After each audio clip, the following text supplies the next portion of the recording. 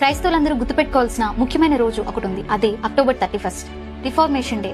చరిత్రలోకి వెళ్తే ఆదిమ సంఘం తర్వాత క్యాథలిజం మొదలైంది.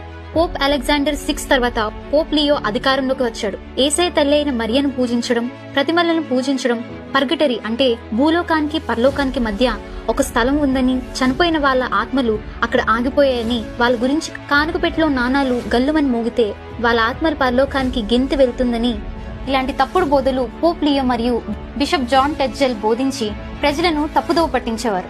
ఎందుకంటే ఆ కాలంలో బైబిల్ పోప్ దగ్గర తప్ప ఎవరి దగ్గర లేదు. అందులోనూ బైబిల్ హెబ్రీ గ్రీక్ భాషలో ఉండేది. అక్కడున్న ప్రజలకు ఈ భాషలు రావు కాబట్టి దీంతో ఇవన్నీ బైబిల్లో ఉన్నాయని ప్రజలు నమ్మేవారు. ఒకరోజు ఎయిర్పోర్ట్ సిటీలో ఉన్న లైబ్రరీలో మార్టిన్ లూథర్ గారు బుక్స్ చదవడానికి వెతుకుతున్నప్పుడు ఆశ్చర్యకరంగా ఆయనకి బైబిల్ దొరికింది. ఆయనకి హెబ్రీ గ్రీక్ భాష రావడంతో బైబిల్ చదవడం ప్రారంభించారు. ఆయనలో ఉన్న తప్పులను దిద్దుకుని బైబిల్లోని సత్యాలను బోధించడం మొదలుపెట్టారు. అయితే పోప్ లియో తన పరిపాలన కాలమందు బిషప్ జాన్ టెడ్జెల్ ని జర్మనీకి పంపించి పాప పరిహార పత్రికలను అమ్మేవారు. పాప పరిహార పత్రికలంటే చేసిన తప్పులకు వాళ్ళు చెప్పినంత డబ్బు కడితే సంతకంతో ఉన్న ఒక రసీదుని వాళ్ళకి ఇచ్చి ఈ పాపాలు పోయాయని చెప్పి ప్రజలని దోచుకునేవారు. ఇదంతా మార్టిన్ లూథర్ గారు చూసి బైబిల్కి ఇది విరుద్ధమని, యేసు రక్తమే ప్రతి పాపం నుండి మనల్ని పవిత్రం చేస్తుందని, మీరు చేసేదంతా దయ్యపు చెడ్డ వ్యాపారమని వాళ్ళని ఖండించి బైబిల్ని అనుసరించి రాసిన 95 సిద్ధాంతాలను అక్టోబర్ 31, 1517లో విటెన్బర్గ్ చర్చ్ తలుపుకు మేకతో కొట్టాడు. దీన్నే రిఫార్మేషన్ డే, సంఘ సంస్కరణ రోజు అన్నారు.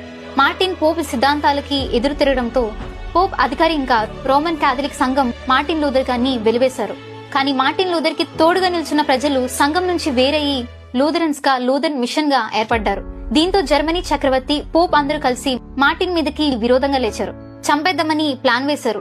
అయితే దేవుడు మార్టిన్ గారికి సహాయంగా ఫ్రెడరిక్ రాజును, మార్టిన్ స్నేహితులను లేపి ఎవరికి తెలియని చోట మార్టిన్ గారిని దాచారు.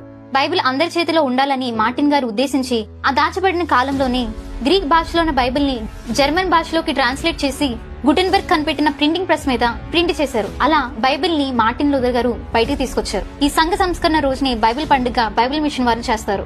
మార్టిన్ లూథర్ గారు చేసిన ఈ గొప్ప పని నేడు అందరం గుర్తు చేసుకుని లూథర్ ని పంపిన దేవుడిని స్తుతించాల్సిన దినమే ఈ రిఫార్మేషన్ డే.